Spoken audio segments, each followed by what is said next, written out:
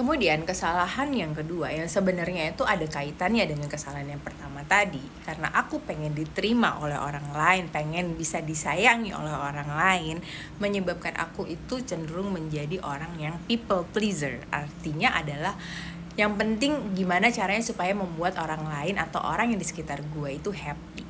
Bahkan gak jarang aku akan mengorbankan kebahagiaanku sendiri, mengorbankan diriku sendiri untuk kebahagiaan orang lain. Dan lagian kenapa ya aku juga ngerasa bahwa ya ini aku pribadi ya, dari kecil hal-hal yang dikatakan heroik, hal-hal yang dikatakan bahwa itu tuh mendatangkan kebaikan untuk diri kita adalah ketika kita ini punya sifat yang rela berkorban buat orang lain, buat kebahagiaan orang lain.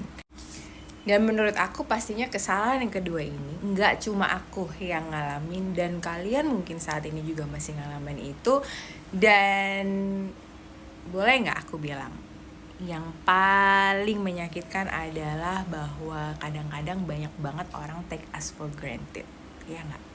Kita sering banget kecewa karena orang lain itu menganggapkan adalah suatu keharusan buat kita untuk selalu baik atau memberikan semuanya ke orang lain. Tapi ketika kita meminta balik atau ask back, at least respect, kadang kita gak dapet. Bahkan kadang kita disalahkan kita ini selfish atau enggak kita ini egois. Ayo, kalau kalian ngerasa seperti itu, coba komen, ngomong, cerita, share. Karena aku sering merasakan seperti itu. Dulu tuh ungkapan yang sering banget aku ucapkan adalah, aduh orang-orang tuh kenapa ya udah dikasih hati minta jantung. Enggak sih, enggak ada kayak gitu. Ada kan peribahasa yang seperti itu. Sampai akhirnya suatu titik itu aku pernah ngerasa, apalagi yang harus aku kasih? Istilahnya aku udah kasih semuanya, apakah aku tuh harus mati dulu? Karena udah gak ada apa-apa baru kalian itu puas.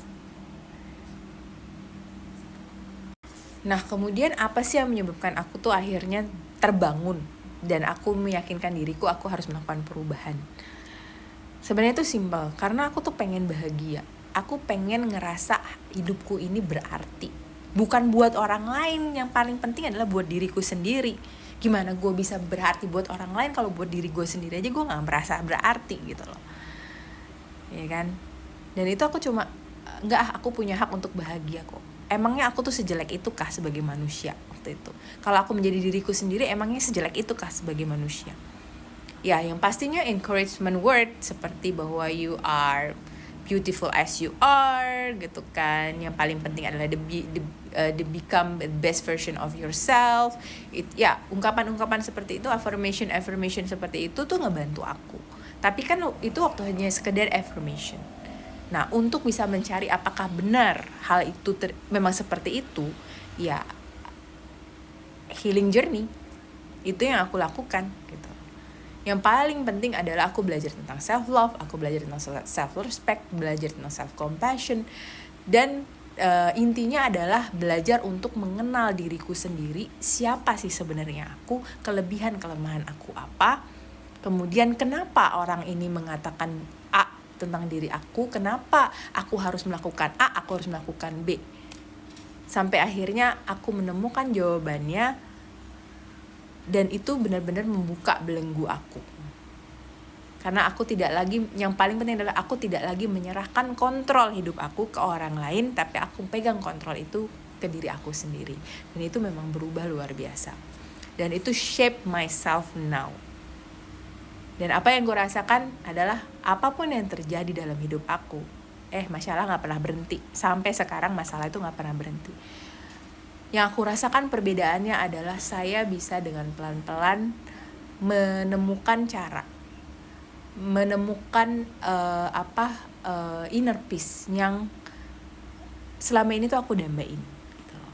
Jadi walaupun apapun masalah yang aku hadapin, di dalam hatiku tuh tetap ngerasa oke, ada harapan, harus tetap berkepala dingin. Kemudian apa yang harus aku lakukan?